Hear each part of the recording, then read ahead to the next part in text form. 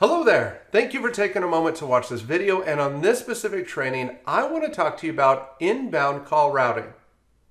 And more specifically, how can you ensure that callbacks to a specific number or pool of phone numbers in your PhoneBurner account get routed to any group of individuals within your team? This option in the PhoneBurner system is referred to as call groups. And to create a call group, you just simply click on your initials in the upper right-hand corner to go to the settings menu, and you go down to the inbound settings. From the inbound settings, you're going to see an option on the left-hand side called call groups. Go ahead and click on that. Now, of course, the first time you come here, there will not be any call groups already created. So you're going to need to add a call group. And I'm going to do that now. So I'm going to click on Add Call Group, and I'm going to give this call group a name. Let's say I'm creating a call group of closers. Now I need to assign my team members. Let's say Heather and Larry are my closers, so I assign them to this call group. Now, of course, the idea of a call group is to have multiple people potentially available to take those inbound calls. However, there may be situations where nobody's available to take the call, and we need to route that call somewhere, so we call that a fallback number. In order to assign a fallback number, you have to have a verified caller ID within your PhoneBurner system.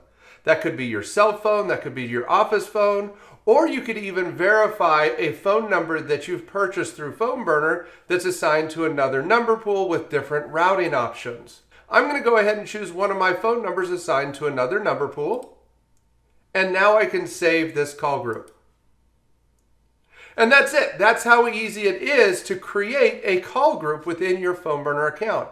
But how do you use a call group once you've created one? As you can see, I have my closers call group. It's set up for simul ring, which means that every team member that's part of this call group will get notified anytime there's an inbound call routed to this group. Now we need to decide which phone number should route to this call group. So let's jump over to our numbers settings.